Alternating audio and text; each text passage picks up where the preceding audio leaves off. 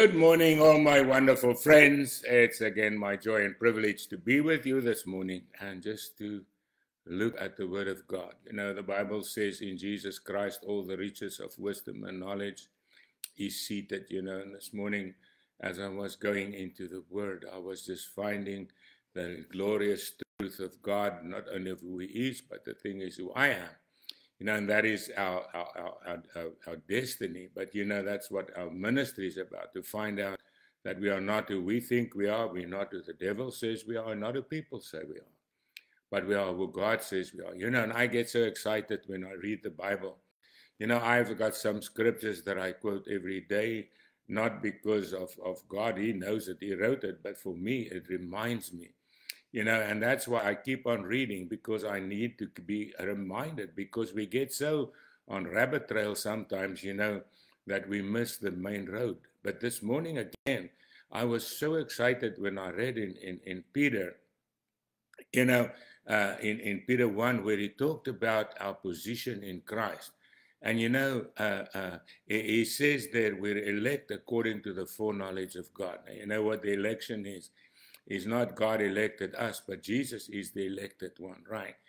Bible says in Isaiah, He's my chosen one.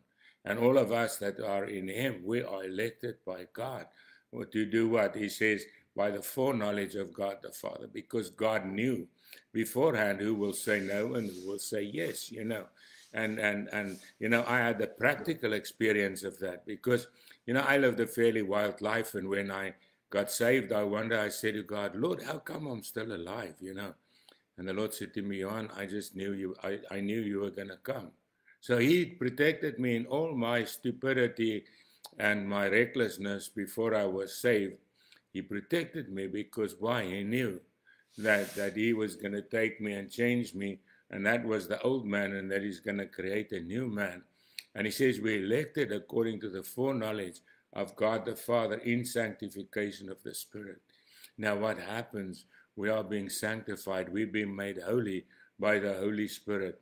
And then He says, why? He says, for obedience and sprinkling of the blood of Jesus. In other words, when we come to God and we confess God and we receive God, what happens? The first thing that happens is the blood of Jesus cleanses us from all sin. And He says, because of that, He says, God gives you grace and peace. But He says grace and peace are to be multiplied, And then Peter goes on and then he brings this eulogy to God. He said, blessed be the God and Father of our Lord Jesus Christ, who according to His abundant mercy. Now, He doesn't say just His mercy, but His abundant mercy. The Bible says the mercy of God's new every morning. There's new mercy for us for today. We might have used up all of yesterday's, but there's new ones for today.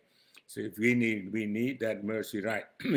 He's begotten us again. What means it? He birthed us. You know what is birth? When a baby is born, a baby belongs to who? To the parent of which they were born. I belong to my mom and dad, and so does every person. My daughter-in-law is pregnant at the moment, and that little baby, Wesley, is in her womb, and Anne told me this morning that she said the baby's kicking a lot, but it's a good thing. The baby's alive, right? But that little baby, when he's born, it belongs to them. They take him home. They belong to Him, just like their little daughter. You see, and so when we are born again, we're like that baby. We belong to God. We're His, right? God takes us home. That's why Jesus says, He says, He's going back, but He's coming back to get us so we can be where He is, right? We're in His kingdom already, but His kingdom now on earth, but we're going to be with His kingdom in heaven. Isn't that amazing? That's who we are, right? That's our future. And so a baby's future is not determined by the baby, it's determined by the parents, right? So when we now get born again, now we belong to God. God says, you're mine. We belong to Him, right? Yeah, He's got the right to us. He birthed us, right? And so He says, we're born again, right? What? To a living hope through the resurrection of Jesus Christ from the dead. Now, what does He say? We live in the hope that when we die, we will live like Jesus lived eternally. And you see, that's why we are born again. That's why we are born of God, because God is is alive forevermore. So what we get when we get born again, what do we get? We get his life, eternal life. And you see, that's the life that is living within us. Paul writes in Galatians 2:20, I'm crucified with Christ, but I no longer live, but Christ lives in me. And the life I now live, I live by faith in the Son of God, who died for me and gave himself for me. And that's us. Christ is living in us, right? We might not know it. We might not even feel it. We might not even understand it. It doesn't matter. But you know, when I got saved and born again, my whole life changed. I didn't know all this stuff, but Jesus was still living in me. And so it happens all day. We get conscious of other stuff and we forget about it. But that's why we've got to keep on reminding us. He says, through a living hope. We have a living hope of the resurrection of Jesus, right from the dead. Now he says, where to? He says, to an inheritance, incorruptible. You know what incorruptible means? Nothing can make it less or more. Nothing can corrupt it. Nothing can make it bad. It is a perfect thing. Our inheritance is incorruptible and undefiled. In other words, it's totally pure. It's totally incorruptible. In other words, it will always be there. Forever and ever, our inheritance will be there. And it says it will not fade away. And what does he say? He says that is reserved in heaven for you. We've got a blessing. We've got a treasure that's already reserved by God in heaven. And you see, if that doesn't make you rejoice, then I don't know what will. Because I was excited this morning again when I read this. I mean, I've read this hundreds of times, maybe thousands, most probably. But you know what? I've learned something, that the more I read, the more it becomes clear, the clearer it becomes, you know. And that is why I keep on reading. And he says, you are kept by the power of God. And you know, God keeps it, so it's safe. The devil can't take it away. Nobody can take it away. You can't take it away because it's been kept by God. And so we have this assurance that there is a treasure for us in heaven. He says, and we were kept by the power of God through faith. We believe it, right? Yeah, I know God's true. He always speaks the truth. So I know that it's assured by his word and by his oath, Paul says. And he says, by faith through salvation, ready to be revealed at the last time. When will our faith come to fruition? When will our faith come to sight?